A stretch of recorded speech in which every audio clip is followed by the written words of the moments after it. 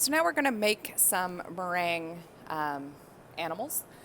We're going to use this to do some practice for piping. So we're taking our Swiss meringue here, and I'm just going to add just a touch of vanilla, just because I want it to taste not just like straight meringue. So I'm just going to give that a quick stir, just fold it through.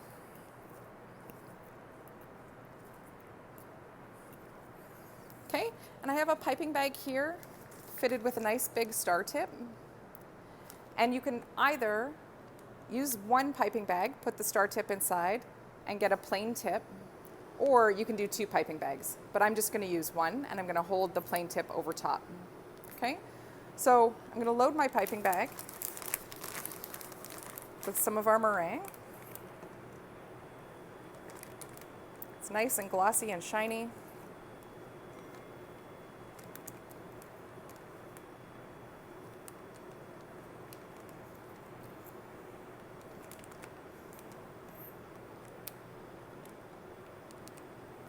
I'm going to just push that out of the way for now. I'm going to leave a little bit behind because I want to put a different color in some of it. Okay, and then when you're loading a piping bag, just want to take your hand or a plastic scraper and you can push everything down. So you can do that without air bubbles. I should have grabbed my scraper, but I didn't. There we go. We're just going to give that a bit of a twist. Okay. And then on my tray, I have a template here that has some flamingos on it, or swans. I'm going to do swans today, but you could tint this pink and make it a flamingo. I think these two are probably in the wrong spot. So I'm going to start with these three.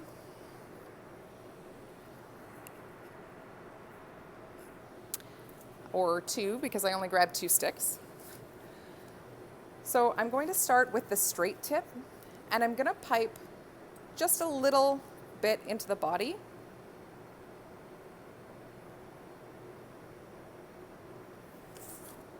And then I'm going to put the stick on so that it ends up into the head. Okay, so nice and high into the neck. There we go. And then I'm going to pipe the neck. So I'm going to start at the top, and I'm going to make sort of an S shape. I'm going to follow along onto the body. I'm going to do the same on the next one.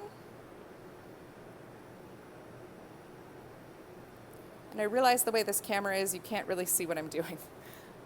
So I'm going to pipe one without a stick and see if I can move my hand a little bit.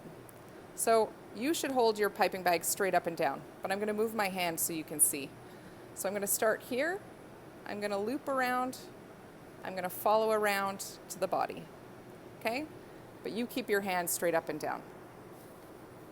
Then what we need to do is pipe the body.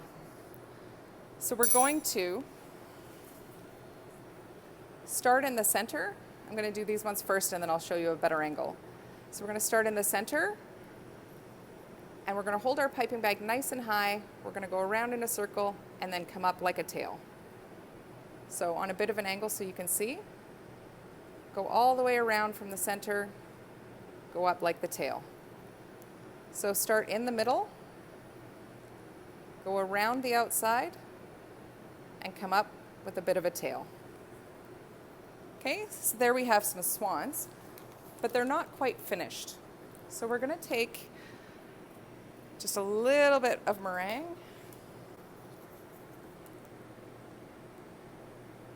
and I'm going to tint it black.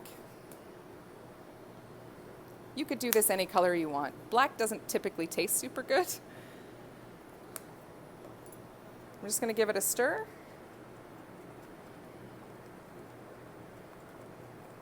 Until I get some nice gray meringue.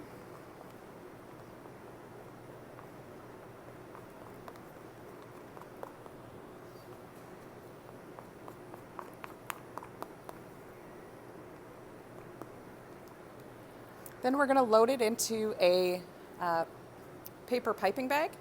Now, this is a separate video, how to make this, so make sure you take a quick look at that, okay? So fill your little paper cone with some of the black or gray meringue. And when you're using these paper cones, you only want to fill them about halfway full. Okay, so don't fill them all the way to the top or they explode. Now I have a bit of a seam here and I always want to roll away from the seam. So I'm going to fold my two top edges down and then I'm going to roll it up until everything comes to the tip.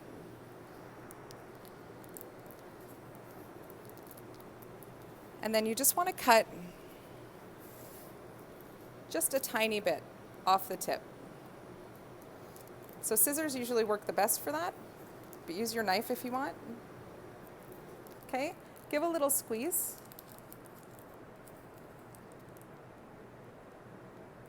Just to test it.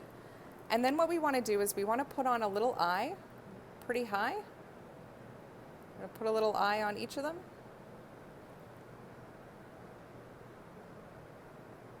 And then we're going to pipe a beak. So you're going to make sort of a V shape. And then just fill it in.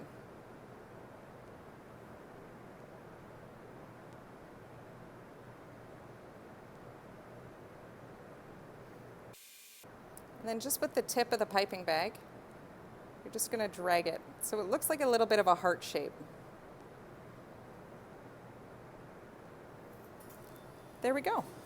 We're going to put those in a really slow oven and we're going to bake them until they're almost dry. Then you're going to turn the oven off and let them dry out the rest of the way. So carry on, pipe the rest of your meringue into some swans or flamingos, your choice, either white or pink. Don't forget the eyes and the beak, and then pop them in the oven.